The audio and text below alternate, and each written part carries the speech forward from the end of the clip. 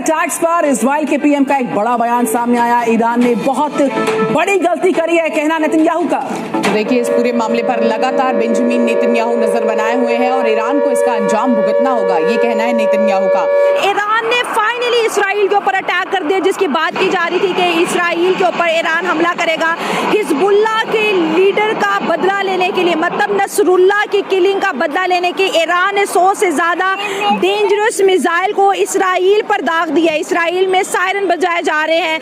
America के अंदर emergency meeting जो है कॉल कर दी गई है। मुस्लिम दुनिया बेबसी की मूरत बनी है और इसराइल के जंगी वहशी जराइम सारी दुनिया के सामने है। इसराइली बर्बरियत अपने उरूज पर है। इसराइली वजीर आजम नेतन्याहू ने अपने मजमूम अज़ाइम का इजहार किया है और बिल्कुल बरमला वाज़े लफ्जों में उसने ये कह दिया है कि ईरान में कोई जगह ऐसी नहीं है जहां पर हमारे हाथ ना पहुंच सके। हाथ बड़े खराब हो जाने थे और खराब हो रहे हैं, ठीक है। पाकिस्तानी और मुसलमान समझते हैं कि ये अरबी कुछ नहीं कर सकते, ये सिर्फ अरबी अपनी चीजें करते हैं। इजरायली फौज ने कहा है कि जी ईरान से मिसाइल दागे गए हैं, जबकि पूरे मुल्क भर में सायरन जो है इस वक्त सुनाई दे रहे हैं इसराइल में। और इजरायली फौज ने कहा है कि अमेरिका ने ईरान की जानिब से मुमकिन मिसाइल हमले से पहले ही खबरदार किया था। ईरान की जानिब से मिसाइल हमले के संगीन नताइज होंगे, ये कहना है इजरायली फौज का।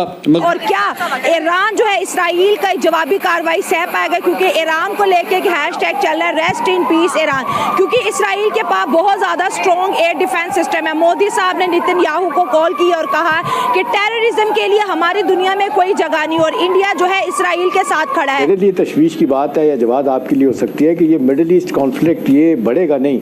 अभी देखें जो इसराइल ने बड़ा वाज़ेह तौर पे कहा है कि जी ईरान का कोई शख्स हमसे महफूज नहीं है। इनडायरेक्टली उन्होंने आयतुल्लाह खुमनाई को भी शहीद करने के बारे में एक किस्म की बात की है।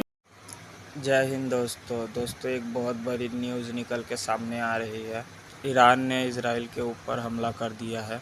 जी हाँ दोस्तों, मिसाइलें दागी गई है इजराइल के ऊपर। इसका कारण यही है कि जैसा कि हम सब जानते हैं कि कुछ दिन पहले इजराइल ने नसरुल्लाह को ढेर कर दिया था, जो कि हिजबुल्लाह का लीडर था। उसके बदले ईरान ने बदला लेने के लिए इजराइल के ऊपर मिसाइल दाग दी इजराइल के ऊपर।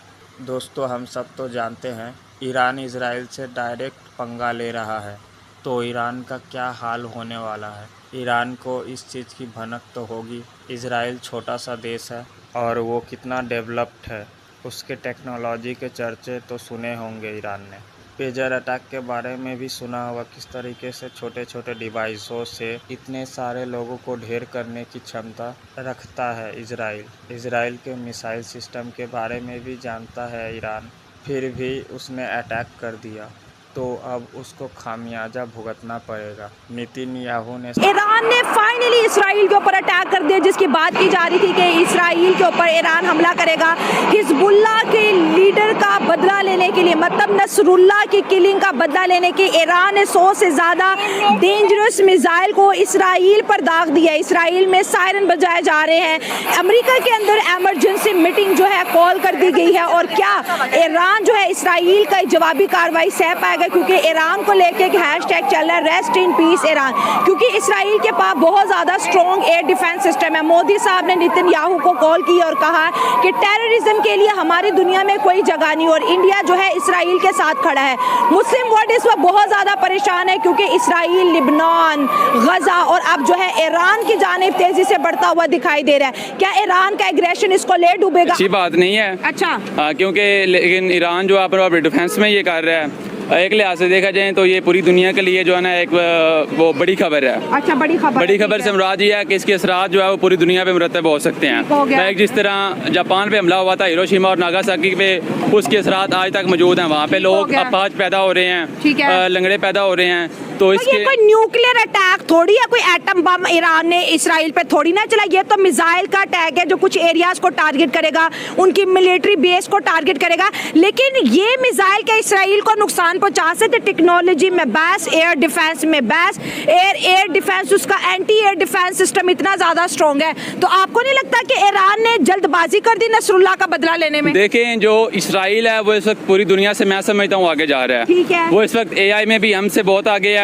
अगर आप अमेरिका से भी आगे देखें तो इसराइल उससे बहुत आगे जा रहा है। इसराइल के साइंटिस्ट इस वक्त टॉप पे हैं, जो कि उनका एयर डिफेंस जो है उसको पूरी तरह से इतना उन्होंने ताकतवर बना दिया है कि पूरी दुनिया उनका मुकाबला नहीं कर सकती है। सही हो गया। और इसराइल का अगर हम देखें तो वो साइकोलॉजी के लिहाज से भी हमसे बहुत आगे जा रहे हैं, जिसकी वजह से किसी भी मैदान में वो हमसे जो है ना वो बाजी लेके जा रहे हैं। एजेंसियां बड़ी स्ट्रॉन्ग है, मुसाद घर में घुस के मारती है और पता भी नहीं चलता। बहुत स्ट्रांग एजेंसियां। मैं समझता हूँ कि वाकई ईरान ने जल्दबाजी की है, लेकिन अगर हम एक वे में देखें तो ईरान ने अपने डिफेंस में ये सब कुछ किया है। लेकिन गुस्से से 100 मिसाइल चला देना, आपके 100 मिसाइल उन तक पहुंच ही नहीं रहे। आप देखिए उनके पास आयरन डोम है, उनके पास लेटेस्ट टेक्नोलॉजी है।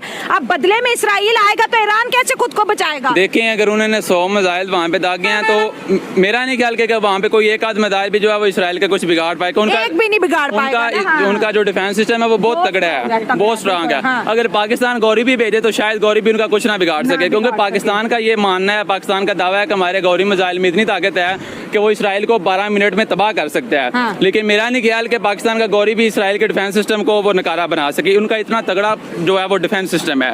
बिल्कुल, तो मतलब पाकिस्तान की इंटेलिजेंट यूथ यही कह रही है कि ईरान को एग्रेशन इसराइल के लिए नहीं दिखाना चाहिए था। इसराइल इस वक्त जो है बहुत एग्रेसिवली लड़ा है। एक तरफ हमास की लीडरशिप खत्म की, अब हिजबुल्लाह की लीडरशिप को पेजर अटैक से जो है वो खत्म करे। उन्होंने वो रेडियो वायरलेस के अंदर जो है बॉम्बिंग फिट की हुई थी, जब मर्जी जिसको मर्जी उड़ा। मुस्लिम दुनिया बेबसी की मूरत बनी है और इसराइल के जंगी वहशी जराइम सारी दुनिया के सामने है। इसराइली बर्बरियत अपने उरूज पर है। इसराइली वजीर आजम नेतन्याहू ने अपने मजमूम अज़ाइम का इजहार किया है और बिल्कुल बरमला वाज़े लफ्जों में उसने ये कह दिया है कि ईरान में कोई जगह ऐसी नहीं है जहां पर हमारे हाथ ना पहुंच सकें। गुज़िश्ता दिनों इसराइल की जानिब से हमला किया गया था बैरूत में, लबनान के दारुल बैरूत में। वहां पर हिजबुल्लाह के सरबराह हसन नसरुल्लाह को शहीद कर दिया गया था और उसके बाद में यहाँ पर कार्रवाइयाँ रुकी नहीं है इसराइल की। इसराइल ने आगे बढ़कर यमन में भी कार्रवाइयाँ की हैं और यही मुसलसल कहा जा रहा है मुसलमान ममालिक की जानिब से कि खित्ते में कशीदगी बढ़ रही है। और तुर्किया के सदर रजब तैयब एर्दोगान ने भी इस पर अपना मौक़िफ़ दिया। उन्होंने कहा कि मशरिक़ वुस्ता में कशीदगी जंग की आग को मजीद फैला रही है। नेतन्याहू को अपने जंगी जराइम को रोकना होगा। गजा के बाद बैरूत और उसके बाद में अब यमन के शहर हुदैदा में भी बमबारी की गई है। हुदैदा की बंदरगाह को निशाना बनाया गया नेतन्याहू की फौज की जानिब से। अब इस तमाम तर सूरत हाल के बाद जो मज़ाहमती तंजीमें हैं मशरिक़ वुस्ता में, खुसूसन हिजबुल्लाह और वहाँ पर ईरान की जानिब से ये कहा गया है कि वो जवाबी हमले करेंगे। जवाबी हमलों के खदशे के पेश नज़र इसराइल का अगला इक़दाम क्या होगा? शहजादा जुल्फ़िकार साहब, पहले चाहूँगा आप इसका जवाब दीजिए। आपको क्या लगता है जो जवाबी हमले किए जाएंगे हिजबुल्लाह की जानिब से, ईरान की जानिब से, इस पर इसराइल का हमला क्या हो सकता है जवाबी? जवाब देखें, इससे पहले मैं थोड़ा सा बताऊं कि इस साल जनवरी के शुरू में एक जू ऑथर हैं, गालिबन उनका नाम एवी लिंकन, उनका इंटरव्यू कहीं वायरल हुआ है और उस इंटरव्यू में उन्होंने ग्रेटर इसराइल की बात और ग्रेटर इसराइल की बात वो करते हैं और उसमें वो बताते हैं और फिर इसको लोग जोड़ते हैं कि अभी जो गजा में जो इसराइली फौज है और वो जो उनका हमला है, ज़मीनी हमला है, उसमें उनकी वर्दियों पर ग्रेटर इसराइल का नक्शा, ग्रेटर इसराइल का नक्शा अगर आप देखें तो वो फिर जाता है आपका टर्की का कुछ हिस्सा भी उसमें शामिल है और उसमें आप लेबनान, आपका जॉर्डन, सऊदी अरब का, मिस्र का, ये सारा जो है वो उसको सीरिया का, लेबनान का, ये सारा इराक, इवन इराक, आधे से ज्यादा इराक पर जो है वो सोचते हैं करना है। और ये वो मेरे ख्याल में अगर आप बैक टू जाए कि सोनियत ये आपके ज्यूज के जो बानी हैं थियोडोर हर्जल जो है, ये उनका भी एक नजरिया था। इस तरह लोग अब इसको ये मानने लगे हैं और ये तशवीश का एक किरदार हुआ। अब आप दोस्तों, नेतन्याहू ने तो बयान जारी कर दिया है कि अब ईरान को उसकी खामियाजा भुगतना होगा।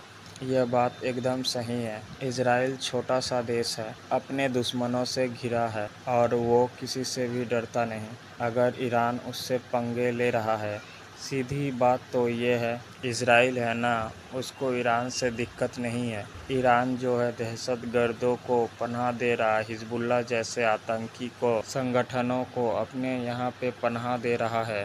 उसको लेकर इजराइल की दिक्कत है, तो फिर भाई इजराइल को तो दिक्कत होगी ही।